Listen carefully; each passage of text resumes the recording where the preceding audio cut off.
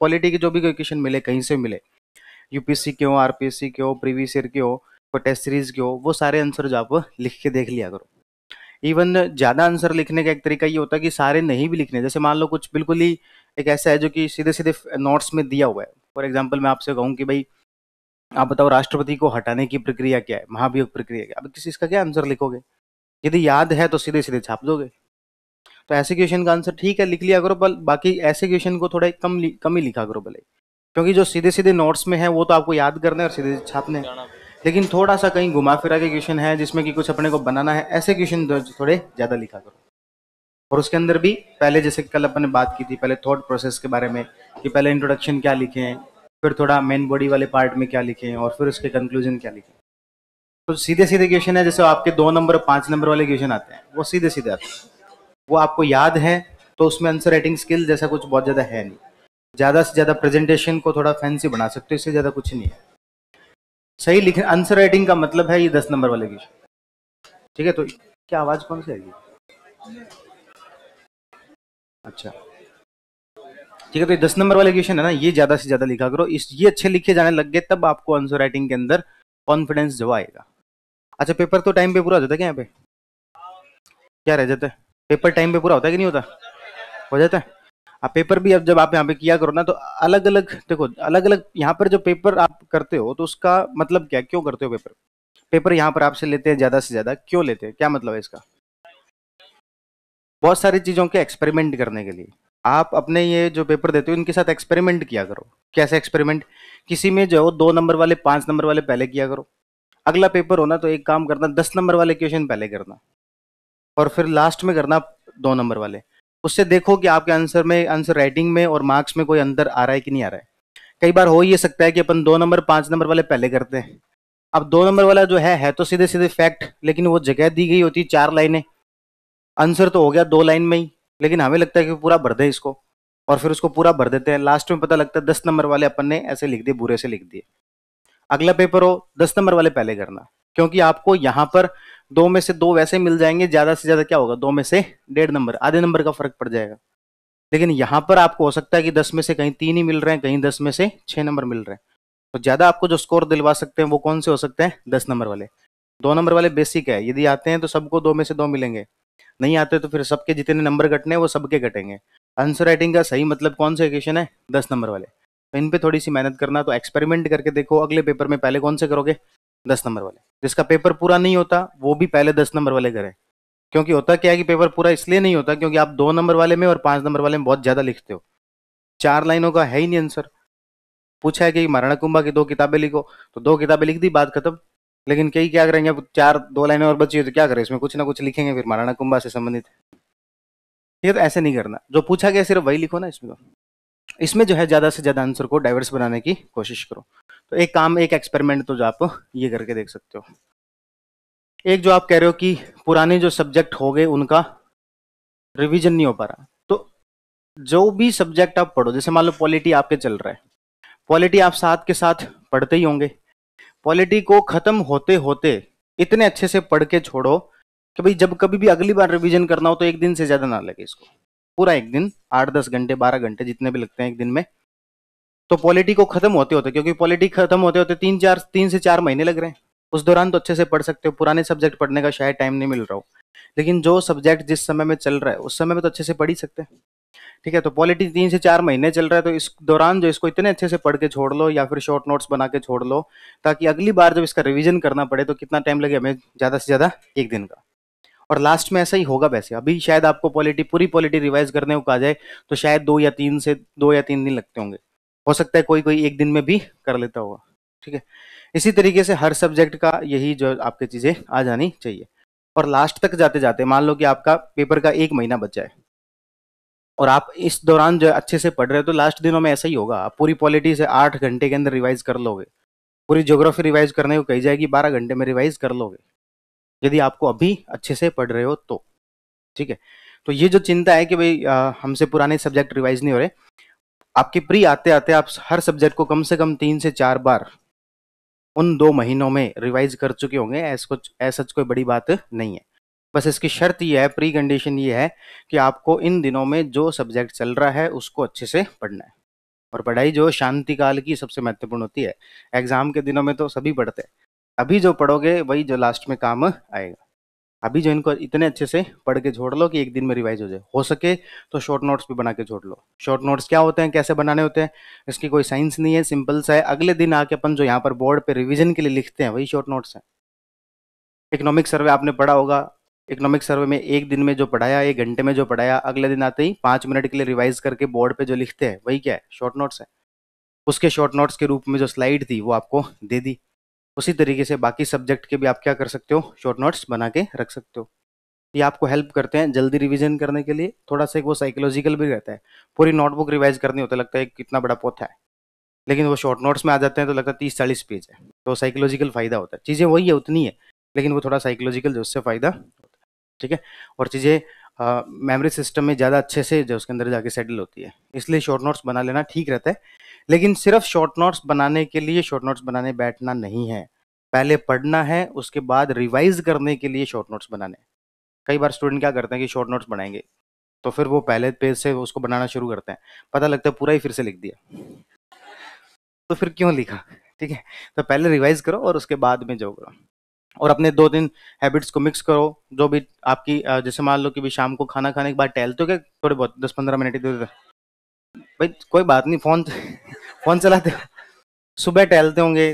कहने का मतलब है कि जब कभी भी आपको जो, चलो मान लो कि भाई आप यहाँ से जाते हो, तो जाते टाइम जो भी बस में जाते हो या फिर जब वो कोई वैन में जाते हो, तो उस दौरान जो, या फिर पैदल भी जाते हो, तो उस दौरान जो वो रिवाइज करते हुए जाओ। आपस में 2 दोस्त जा रहे हो तो एक दूसरे से पूछते हुए जाओ, पर आपको तो बातें करते हुए जाना है ना। कोहली वहां पे जाके क्यों नहीं चला, रोहित शर्मा आजकल पिज्जा बर्गर ज्यादा खाने लग गया है, आपको तो ये सब मुद्दे डिस्कस करने हैं ना। क्या, टॉस जीत के बॉलिंग पहले क्यों नहीं ली, बॉलिंग पहले क्यों ली है ना। हाँ, तो ये सब मुद्दे डिस्कस करने हैं। तो ये जो 10-15 मिनट का जो टाइम है आप इसको बचाओ और आप इसको जो अपने रिवीजन में लगाओ। और जब भी जैसे आप वॉकिंग करते हुए रिवीजन करते हो ना, वो आपको ज्यादा याद भी रहेगा। क्यों रहेगा, इसका सिंपल लॉजिक ये है कि जब आप नोटबुक के सामने बैठे हो और तब रिवाइज कर रहे हो, तो जो चीज याद नहीं आ रही तुरंत आप उसमें से देख लेते हो। लेकिन जब आपके सामने कोई नोटबुक है नहीं, आपको सीधे सीधे रिवाइज करना है, तो आपके दिमाग पे जोर पड़ता है। ठीक है, तो बस वो दिमाग पे जोर तो डालना नहीं है ना, दिक्कत तो वहीं आ रही है। नोटबुक सामने तब तो रिवाइज कर ही लेंगे। ठीक है, तो वो काम जो आप कर सकते हो, इतना काम कर लिया करो। हिंदी इंग्लिश कैसे कवर करें, हिंदी इंग्लिश की क्लासेस वगैरह होनी शुरू हुई कि आपकी नहीं अभी तक। ठीक है, तो फिर जब क्लासेस शुरू हो जाएं तब कर लेना, है ना भाई। उसमें देखो, हिंदी में एक काम आप अभी से करके रख सकते हो, बाकी तो क्लासेस में ही करना। हिंदी में एक काम अभी से करके रख सकते हो, वो है 50 नंबर की ग्रामर। ये 50 नंबर की ग्रामर आपको रटनी ही पड़ेगी, इसका कोई दूसरा समाधान नहीं है, क्लास में भी नहीं हो सकती है ना। पर्यायवाची शब्द है, पर्यायवाची शब्द में क्या बताएंगे, पर्यायवाची शब्द याद करने ही पड़ेंगे। 3-3 पर्यायवाची शब्द जो भी कोई भी बुक आपके, 2 बुक आती है इसके अंदर मेनली, एक तो आती है राघव प्रकाश, लेकिन राघव प्रकाश में क्या बहुत ज्यादा दिए हुए हैं, ये पढ़ने का मन हो तो ये पढ़ लेना। भले ही एक वो आती है एनसीईआरटी, है ना, वो एनसीईआरटी आती है व्याकरण की, शायद 11वीं 12वीं, मतलब 9वीं से 12वीं वाली। हाँ, तो ये वाली जो अच्छे से याद कर लो। तो ये एक और जगह भी आपको फायदा करेगी। हिंदी की जो ग्रामर है ना, वो यदि आप 50 नंबर की अच्छे से अभी से याद करके रख लेते हो, आपका कॉन्फिडेंस जो एक अलग ही होगा। क्यों, क्योंकि आपको पता है कि ये 50 नंबर की ग्रामर है, यहाँ पर 45 प्लस मार्क्स भी लाए जा सकते हैं। बाकी मुझे कोई ऐसा सब्जेक्ट बता दो मेंस में जिसमें 90% मार्क्स आ सकते हो, 90% छोड़ो, 70% मार्क्स भी आ सकते हो, किसी में नहीं आ सकते। आप हिस्ट्री को, पॉलिटी को, इकोनॉमी को कितने भी अच्छे से पढ़ लो, सारे क्वेश्चन आपके नोट्स में से भी आ जाएं, तब भी वो आपको 70 में से 45 नंबर से ऊपर नहीं देगा, कितने भी अच्छे आंसर लिख के आ जाना, 45-50 से ऊपर नहीं देगा। लेकिन यहाँ पर वो नंबर काट ही नहीं सकता, यदि आपने प्राइवेसी सही लिखा है तो नंबर देने पड़ेंगे। ये वाला जो सेक्शन है ना, ये मेंस में सबसे ज्यादा इंपॉर्टेंट रहता है। इवन जो है वो कई लोगों का तो सिलेक्शन ही पेपर 4 के बदल तो जाता है। ठीक है, तो ये जो है 50 में से 45 प्लस का टारगेट करो, और टाइम मिलता है तो, ज्यादा लोड नहीं लेना, अभी टाइम मिलता है तो फिर इनको जो याद करना शुरू कर दो। ये आपको और फायदा कहाँ पर करेगा, एसआई की यदि वैकेंसी आ जाती है बीच में, तो कहते हैं ना हमेशा प्लान बी तैयार रखना चाहिए। तो प्लान बी तैयार तो रखना चाहिए, लेकिन प्लान बी कैसा होना चाहिए, प्लान बी ऐसा नहीं होना चाहिए कि भाई हम जो है एक तरफ तो सोच रहे हैं कि आरपीएससी का पेपर दे लेते हैं, दूसरी तरफ सोच लेते हैं कि बिजनेस कर लेंगे। अरे भाई दोनों का लिंक क्या है आपस में, प्लान बी ऐसा होना चाहिए जो कि इससे जुड़ा हुआ हो। इससे जुड़ा हुआ कौन सा एग्जाम है, सबसे बढ़िया एग्जाम है एसआई वाला, क्योंकि उसमें कुछ है ही नहीं, उसमें सिर्फ आरपीएससी का प्री जो है वही है, उसके बाद एक ही सब्जेक्ट एक्स्ट्रा पढ़ना है, और वो कौन सा है? हिंदी। और वो भी एक्स्ट्रा नहीं है, वो भी आपके मेंस में है ही। उसमें ऐसा कोई सिलेबस का पार्ट ही नहीं है जो कि आपको अलग से पढ़ना हो। बस ज्यादा से ज्यादा एक दो टॉपिक है, जैसे समास एक करके टॉपिक है, तो ये जो टॉपिक है ये आपके आरएस में नहीं है। तो ये दो चार टॉपिक है जो आपको एक्स्ट्रा पढ़ने हैं, बाकी सारा का सारा वही सिलेबस है जो कि आरएस का सिलेबस होता है। ठीक है, तो इसलिए आपका जो प्लान बी है उसी के अकॉर्डिंग होना चाहिए। कुछ लोग क्या करते हैं कि एक तो आरपीसी का देंगे, दूसरी तरफ प्लान बी कुछ करके रखेंगे, एसएससी का देंगे। एसएससी और इसमें कोई बहुत ज्यादा लिंक है ही नहीं। उसमें जो मैथ्स बहुत डीप में पूछी जाती है, रीजनिंग है, इंग्लिश है, उसमें बहुत ज्यादा गहराई में चीजें पूछी जाती है। तो उतनी चीजें पढ़ोगे या फिर आरपीएससी का पढ़ोगे? इसलिए चीजों ऐसे एग्जाम के को प्लान बी बनाओ जो कि उससे रिलेटेड हो। जैसे ईपीएफओ वाला था, ईयूआरओ जो था, है ना। लेकिन ईयूआरओ में तो दिक्कत यह है कि वैकेंसी बहुत कम थी, 70 के आसपास वैकेंसी थी। ठीक है, पर 104 थी क्या? पर ऐसे जो एग्जाम है ना उसको करो। या फिर एक एक और आपका प्लान बी जो रहता है वो ये है कि किसी ने एमए कर लिया है, एमए या फिर एमएससी किया है कि किसी ने। हाँ, तो ये नेट जेआरएफ का एग्जाम क्यों नहीं देते आप लोग? इससे बढ़िया प्लान भी कुछ है ही नहीं। नेट जेआरएफ का एग्जाम, यदि किसी ने बीए कर लिया है या फिर बीएससी कर लिया है, उसके बाद आपको क्या करना रहता है? एमए या फिर एमएससी करनी होती है। ठीक है, तो कोई एक सब्जेक्ट ऐसा देख लो जो जिसमें कि आपको इंटरेस्ट भी हो, जिसमें कि आपको याद करना मुश्किल भी ना लगता हो। जैसे मेरा ऑप्शनल जो है वो क्या है? हिस्ट्री। और एमए भी किससे किया हुआ है? हिस्ट्री। वैसे पहले मैंने किया हुआ बीएससी, और उसके बाद क्या कर लिया, पता था कि एमएससी में पास होंगे नहीं इस बार, इसलिए एमए जो किसमें किया? हिस्ट्री में किया। और हिस्ट्री को जो एक अच्छा सब्जेक्ट बना लिया कि हिस्ट्री में चीजें जो याद होनी चाहिए। और हिस्ट्री क्योंकि इधर ऑप्शनल भी रख लेंगे, इधर से जो इसके अंदर एमए भी कर लेंगे। एमए प्रीवियस ईयर में थे तभी जो नेट जेआरएफ वाला एग्जाम दे लिया, तो इधर से जेआरएफ जो वो क्लियर हो गया। जेआरएफ क्लियर होते ही आपके जो एक बेरोजगारी वाला जो तमगा होता है ना, वो थोड़ा हट जाता है। घर वाले जो ये नहीं कहेंगे कि भाई बीएड कर ले या फिर दूसरे कोई एग्जाम दे ले। तो ये करने से आप बचना है तो ये बहुत बढ़िया ऑप्शन रहता है, यदि किसी की ग्रेजुएशन हो चुकी है या फिर होने वाली है। तो जेआरएफ में क्या होता है कि आपको फेलोशिप मिलती है महीने की। जेआरएफ कर लिया, उसके बाद में जैसे एमए कंप्लीट हुई, उसके तुरंत बाद में एमफिल या पीएचडी में एडमिशन हो जाता है। किस में एडमिशन हो जाता है?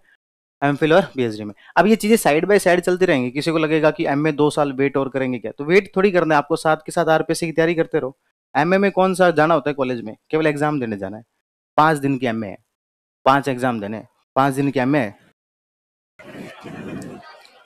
यदि आपने यहाँ पर 4 ही होते हैं क्या? नहीं, वो फाइनल ईयर में शायद 5 होते हैं। प्रीवियस ईयर में 4 होते हैं और फाइनल ईयर में 5 पेपर होते हैं। तो 4 दिन की तो है प्रीवियस ईयर, 5 दिन की है फाइनल ईयर। और वो भी यदि आपने यहाँ पर हिस्ट्री पढ़ रखा है तो एमए में बिना पढ़े जाओ, एमए तो वैसे ही पास कर लोगे। ठीक है, ये आपका जो भी सब्जेक्ट है, ज्योग्राफी है, इकोनॉमी है, पॉलिटी है, यहाँ पर पढ़ लिया तो फिर एमए में कोई आपको पढ़ के जाने की जरूरत है नहीं। ठीक है, और फिर उसके बाद में एमफिल पीएचडी में एडमिशन हो जाता है साइड बाय साइड।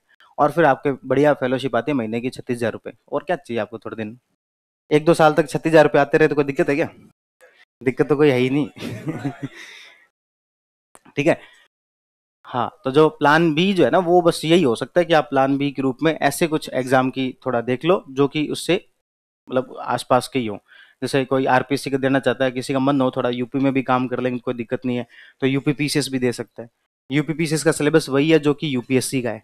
बस उसमें एक दिक्कत इतनी सी है, आपको एक ऑप्शनल जो वो तैयार करना होता है। ठीक है, बाकी सिलेबस वही है यूपी पीसीएस वाला। आरपीसी से और यूपीपीसीएस में सिलेबस में कोई ज़्यादा अंतर नहीं है। बस आपको एक क्या तैयार करना रहता है? ऑप्शनल तैयार करना रहता है। वो तो बस इसका प्री पास हो जाए उस दिन बता देना कि ऑप्शनल तैयार करने में 2 महीने लगते हैं, 2 महीने में ऑप्शनल तैयार हो जाएगा, इतना ही टाइम लगता है इसमें। ठीक है, तो ऐसे एग्जाम को प्लान बी के रूप में जो रख सकते हो। बाकी प्लान ए ही रखो, और वो कौन सा है? आरपीएससी। और आरपीएससी में क्या करना है? चीज़ों को अभी से पढ़ना है। अभी पढ़ते हो नहीं, फिर एग्जाम के लास्ट दिनों में भागते हो इधर उधर। पढ़ते हो क्या अच्छे से? कितने लोग हैं जिनको प्री को लेकर तो बिल्कुल भी जैसे डाउट नहीं है 1% भी, कि प्री तो हुआ ही पड़ा है? बस 5-7 ही। मैथ्स मैथ्स बैकग्राउंड कितने लोगों का है? मैथ्स बैकग्राउंड, इन लोगों को 1% भी डाउट नहीं होना चाहिए जिन लोगों का मैथ्स बैकग्राउंड है। क्यों? क्योंकि आपके 20 क्वेश्चन तो फ्री के दे रखे हैं मैथ्स और रीजनिंग के, 10 ये और 10 ये। इसमें भी दिक्कत है क्या कोई? हाँ, तो ये 20 क्वेश्चन तो आपको फ्री के दिए हुए हैं। और सही कितने करने हैं? सही करने हैं 60, और 40 मैं सही करवा रहा हूँ आपके, इकोनॉमिक सर्वे और करंट अफेयर के। और क्या चाहिए? अरे मतलब ताले बजाने की बात नहीं है, लेकिन बात यह है कि भाई इकोनॉमिक सर्वे के आपको 100-150 पेज के कंटेंट दिए सिर्फ, और वो 100-150 पेज में से 15 से ज्यादा क्वेश्चन आने ही है, तय है। और सीधे सीधे आएंगे, कोई घुमा फिरा के नहीं, सीधे सीधे पूछ लेंगे उसमें से। ठीक है, ऐसे ही करंट अफेयर के आपको मुश्किल से मुश्किल 200 से 250 पेज के कंटेंट देंगे। अभी जो मैगजीन दे रहे हैं ठीक है, उसको और कंपाइल कर देंगे और छोटा कर देंगे लास्ट में। ठीक है, और आपको मुश्किल से मुश्किल कितने पेज के होंगे? 200 से 250 पेज के नोट्स देंगे जनवरी महीने से लेकर और जब भी आपका एग्जाम होगा तब तक के करंट अफेयर के। और 90% प्लस क्वेश्चन जो इसी में से आएंगे, बस इनको अच्छे से रट लेना। मैथ्स, रीजनिंग और ये 4 सब्जेक्ट कर लिए तो ज्यादातर लोगों का प्री तो वैसे पास हो जाएगा। पॉलिटी वगैरह में, हिस्ट्री वगैरह में सब क्या आपके बोनस है। फ्री लाइब्रेरी स्टार्ट कीजिए। क्या करोगे फ्री लाइब्रेरी? 800 रुपये लगते हैं महीने के फ्री लाइब्रेरी। क्या 400 रुपये लगते हैं?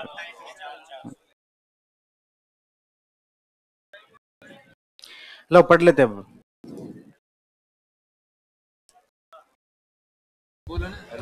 एक प्रश्न है कि एडिटोरियल न्यूज़पेपर कैसे करें, लिखे या केवल सुने? तो भाई देखो, आपके यदि सिर्फ आप कुछ पूछ रहे हो क्या? हाँ सर। हाँ पूछो कुछ। सर जैसे करंट पढ़ते हैं तो हिंदी छूट जाती है, हिंदी पढ़ते हैं तो करंट छूट जाती है। इतना इतना मतलब कभी ये सोचते हैं कि सुबह 4 बजे उठ जाएंगे, हिंदी पढ़ लेंगे, करंट पढ़ लेंगे, तो वो 6 बजे उठ पाते हैं कभी कभी। तो मोरल प्रेशर वैसे डाउन हो जाता है। तो इस टाइम करंट पढ़ना चाहिए या हिंदी पढ़ना चाहिए? देखो इसके अंदर करंट अफेयर, देखो कितना टाइम लगता है एक महीने का करंट अफेयर पढ़ने में? कितना टाइम लगता है? जैसे आप ही बताओ, एक महीने का करंट अफेयर पढ़ने में कितना टाइम लगता है? 1 घंटा लेंगे तो सर 4 दिन तो लगेंगे। 4 घंटे में? नहीं, 4 दिन मैं तो कह रहा हूँ 10 घंटे में पढ़ो। कितने घंटे में? 10 घंटे। 10 घंटे में। 10 घंटे में एक महीने का करंट अफेयर ज्यादा है कोई? 10 घंटे में पढ़ सकते हो? बस तो फिर 10 घंटे तो आपको पूरे महीने में निकालने ना, बाकी 20 दिन जो हिंदी पढ़ो, 10 दिन करंट अफेयर पढ़ो। इसमें क्या दिक्कत आ रही है? ऐसे कर लो भाई, हमें रोज एक ही दिन करंट अफेयर भी पढ़ना है और हिंदी भी पढ़नी है, ऐसा क्यों करना है? 10 घंटे करंट अफेयर के दो, एक एक दिन करके रोज, और 20 दिन बाकी क्या दो? हिंदी को दो। और हिंदी तो देखो रटनी है सीधे सीधे। हिंदी पढ़ते हो तो आसपास में कोई होना नहीं चाहिए, बस खुद पढ़ो, रटते जाओ, खुद को सुनाते जाओ। रूम में अकेले रहते हो कि नहीं रहते? भाई रूम में अकेले रहा करो, अकेले रहा करो, इसका मतलब है कि या तो खुद लाइब्रेरी चले जाया करो या फिर जो रूममेट है उसको कह दो लाइब्रेरी जाओ। दोनों रूम में रह के मत पढ़ा करो। जो भी दो लोग या 3 लोग साथ रहते हैं, 2 या 3 लोग रूम में साथ रह के नहीं पढ़े तो ज्यादा अच्छा रहेगा। क्यों? क्योंकि फिर वो आपस में बातें करने शुरू कर दोगे तुम। थोड़ी देर बाद तो पढ़ते हैं, फिर बीच में कोई बात याद आ गई कि तेरे को बात बताओ, और फिर वो बात खींच जाती है आधे घंटे लंबी। तो या तो लाइब्रेरी में, दोनों में से कोई एक जना लाइब्रेरी चले जाओ और कोई एक जना जो वो रूम पे रह जाओ आपस में कुछ, या फिर दोनों ही लाइब्रेरी चले जाओ। ठीक है, लेकिन जो है वो दोनों एक साथ बैठ के तो नहीं पढ़े तो बढ़िया रहेगा। वो बस दिन में 2-3 घंटे हो साथ में, जिसमें कि एक दूसरे को सुना लें कि भाई हाँ जी पढ़ा, ये लो सुन। और ये 2 लोग यदि साथ रहते हैं तो एक दूसरे की बहुत मदद करो, बहुत दोनों को बहुत फायदा होगा।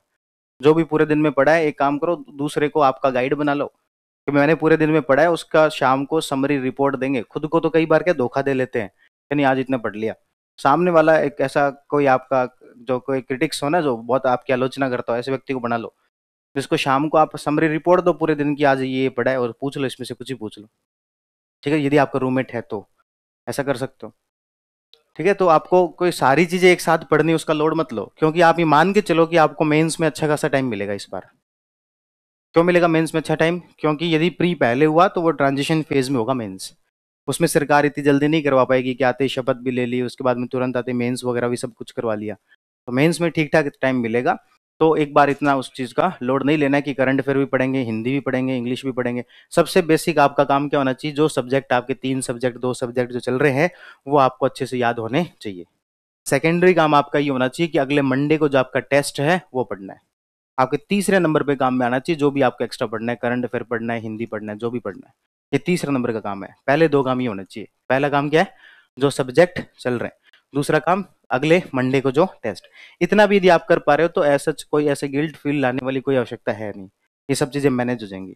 पर फिर भी थोड़ा और आपको ऐड करना है इसमें, तो फिर थर्ड वाला जो फेज और कर दो। ठीक है, बस इतना कर लिया करो, ज्यादा लोड खुद के ऊपर मत लिया करो, कोई फायदा नहीं उसमें। सर जो 12th करके आए वो कैसे? वो मत करो रिवीजन, वो बस वो वो केवल क्लासेस लिया करो। लो आपको एक बढ़िया यूट्यूब चैनल बताते हैं। हाँ बस यही है। इसको सब्सक्राइब कर लो, इसके वीडियो बीच बीच में देखते रहा करो, बढ़िया वीडियो बताता है ये।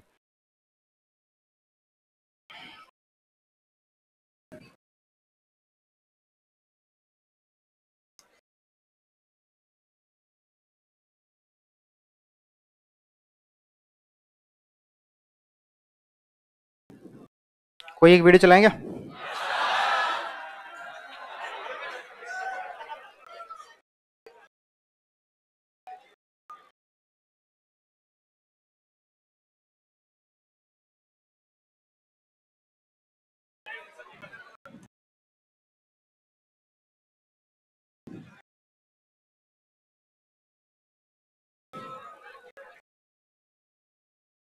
आवाज करना उधर से।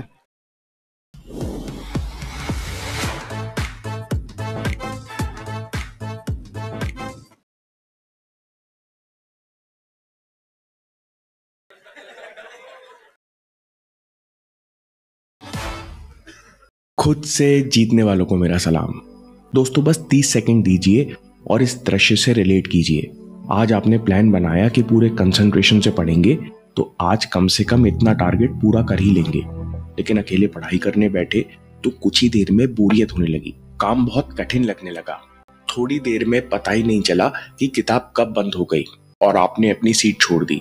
अब ऐसा लगता है कि इतनी प्लानिंग करने से क्या फायदा जब थोड़ी देर की बोरियत और कष्ट सहन नहीं होता। दोस्तों ये हम सबके साथ होता है और ये परेशानी स्टूडेंट लाइफ में खत्म नहीं होती।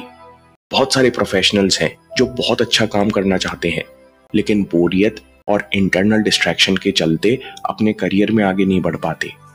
मास्टरी में रॉबर्ट ग्रीन कहते हैं कि जितने भी महान साइंटिस्ट, कलाकार, लेखक हुए हैं, उन्होंने इस बोरियत और इंटरनल डिस्ट्रैक्शन को पार किया है। इस वीडियो में पेन से प्लेजर तक का संबंध समझेंगे। एक कहानी और 3 प्रैक्टिकल लेसन्स के द्वारा बोरियत को ताकत में बदलना सीखेंगे। सबसे पहले पेन से प्लेजर की तरफ चलते हैं। Runners high. एक्सरसाइज करने के बाद या दौड़ने के कुछ समय बाद शरीर में एंडोर्फिन्स और दूसरे न्यूरोट्रांसमीटर रिलीज होते हैं, जिस कारण हमें अच्छा महसूस होता है। इसे रनर्स हाई भी कहते हैं। सुबह गर्म बिस्तर छोड़कर दौड़ने का कष्ट असल में मजा देता है। एक्सरसाइज करने के बाद पूरे दिन अच्छा लगता है। जो लोग प्रतिदिन एक्सरसाइज करते हैं वो ये कनेक्शन अपने दिमाग में बैठा लेते हैं। उसी तरह अभ्यास में अभी होने वाली दिक्कत आगे सुख देगी, अच्छा महसूस कराएगी। Pain in practice leads to pleasure. Pain से प्लेजर वाला कनेक्शन बैठाना बहुत जरूरी है, तभी आप कठिन अभ्यास को लंबे समय तक दोहरा पाते हो।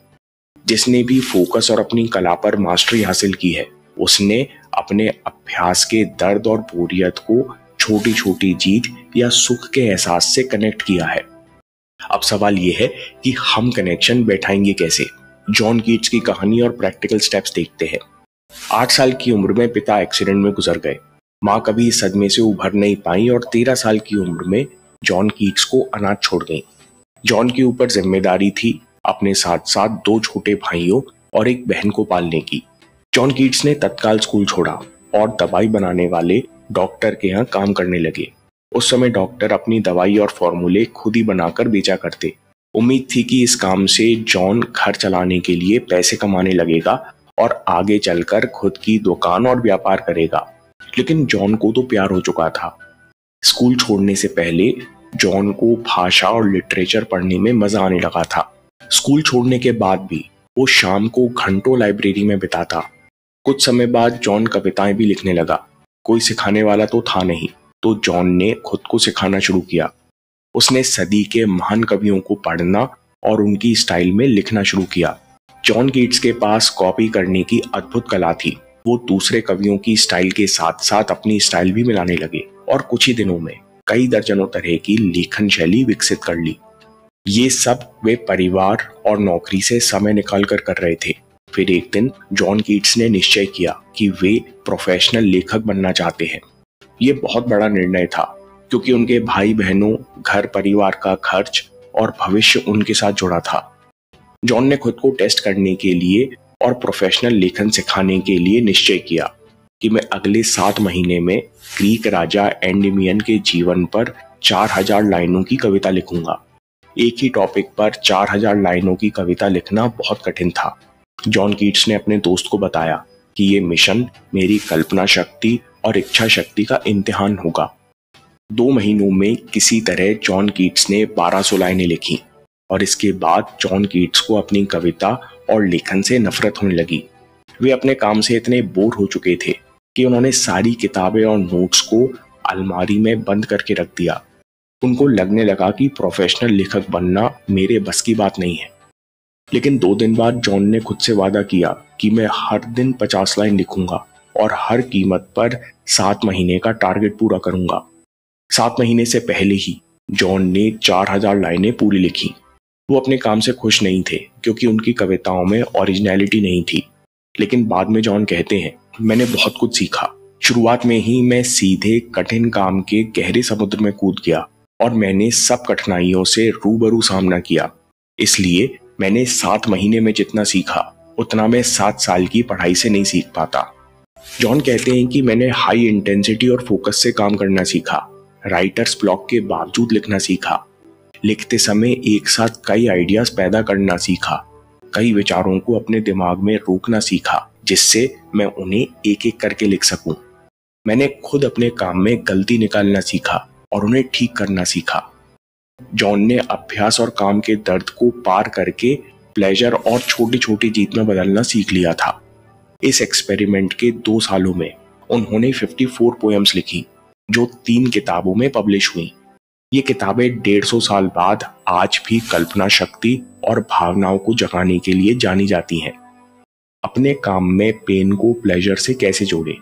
रॉबर्ट ग्रीन कहते हैं, सबसे पहले अपने बेस्ट वर्स्ट क्रिटिक बन जाओ। हमारा स्वभाव ऐसा है कि हम आदतन कठिन और कष्ट देने वाले अनुभवों से बचते हैं और यही आदत हम अभ्यास में लेकर आते हैं। हम अपनी गलतियों को इग्नोर करते हैं और उन चीज की प्रैक्टिस ज्यादा करते हैं जो आसान लगती हैं। इसलिए सबसे पहले अपने बेस्ट वर्स्ट क्रिटिक बन जाओ। आपके आसपास एक आध अंकल ऐसे जरूर होंगे जो दूसरों की छोटी छोटी गलतियों पर बहुत गौर करते हैं, जिन्हें बाल की खाल निकालने में मजा आता है। रॉबर्ट ग्रीन कहते हैं, उसी तरह आप अपनी प्रैक्टिस के बेस्ट वर्स्ट क्रिटिक बन जाओ। छोटी से छोटी गलती नोटिस करो, उसे बिना सुधारे खाली मत जाने दो। एग्जाम्पल के लिए, मान लो आज आपने 20 मिनट का टाइमर लगाया कि पूरे कंसंट्रेशन से काम करेंगे।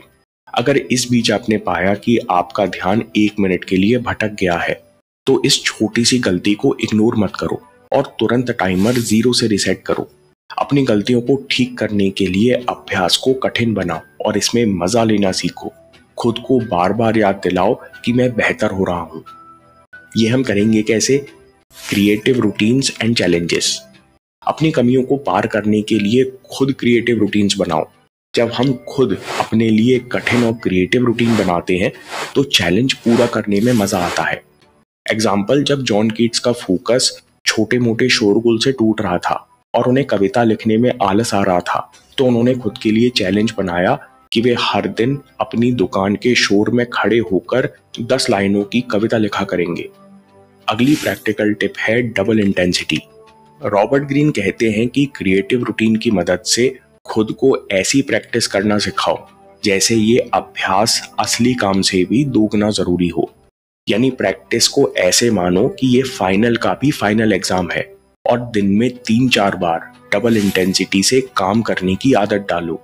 एग्जाम्पल, छोटे छोटे टाइमर लगाकर काम करो कि अच्छा अब 15 मिनट में मैं 10 सवाल सॉल्व करूंगा, यानी दुगनी इंटेंसिटी से काम करूंगा, या 15 बॉलों में 25 रन बनाऊंगा, या 15 मिनट में 7 पेज पूरे कंसंट्रेशन से पढ़ूंगा। उसके बाद टाइमर खत्म होते ही बिना रुके दोबारा 12 मिनट का टाइमर लगाओ, फिर 10 मिनट का। इस अभ्यास के द्वारा आप लगातार 37 मिनट हाई इंटेंसिटी से काम करना सीखोगे। रॉबर्ट ग्रीन कहते हैं कि एक बार ये कनेक्शन बन गया तो ये इतना अद्भुत है कि आप सोच नहीं सकते। आपकी जिंदगी आसान होने लगेगी। रॉबर्ट ग्रीन पूछते हैं कि इस दुनिया में सबसे बेकार लोग कौन हैं? ऐसे लोग कौन हैं जो खुद परेशान रहते हैं और दूसरों को भी दुख देते हैं? रईस माता पिता के बच्चे, जिन्हें बचपन से ही थाली में सब लगा लगाया मिल गया, जिन्हें कुछ पाने के लिए मशक्कत तो छोड़ो, कभी रोने की जरूरत भी नहीं पड़ी। इन लोगों ने पूरे जीवन कभी पेन से प्लेजर का कनेक्शन नहीं बिठाया। इसलिए कभी भी मुश्किल आती है कभी भी बुरा लगता है या इरिटेट होते हैं तो प्रॉब्लम निपटने की जगह ये लोग पैर पटकने और सामान फेंकने लगते हैं, क्योंकि इन्हें पता ही नहीं है कि नदी के साफ पानी में तैरने के लिए घाट के कीचड़ को पार करना पड़ता है। दोस्तों 30 सेकंड में समरी। जॉन कीट्स कहते हैं कि मैंने बहुत कुछ बहुत जल्दी सीखा क्योंकि मैं सीधे कठिन काम के समुद्र में डूब गया। उसी तरह दोस्तों अपने बेस्ट वर्स्ट क्रिटिक बन जाओ और अपनी छोटी से छोटी कमियों को खाली मत जाने दो। एग्जाम्पल, ध्यान भटक गया तो टाइमर दोबारा रीसेट करो।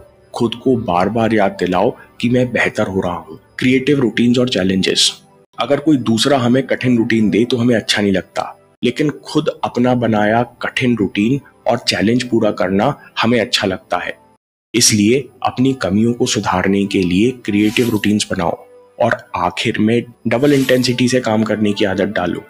फॉर एग्जाम्पल 15 मिनट का टाइमर लगाओ, उसके बाद 12 मिनट का, फिर 10 मिनट का टाइमर लगा के खुद को लगातार दुगने कंसंट्रेशन से पुश करो और ऐसा दिन में 3-4 बार करो। अगर आपको ये वीडियो पसंद आया तो पूरे साल कैसे कंसिस्टेंट रहे। ठीक है, तो इसमें बढ़िया बढ़िया आते हैं, बहुत सारी चीजें बढ़िया बताते थे, देख लेना घर जाके। चलो बाकी अब पढ़ लेते, बहुत टाइम हो गया।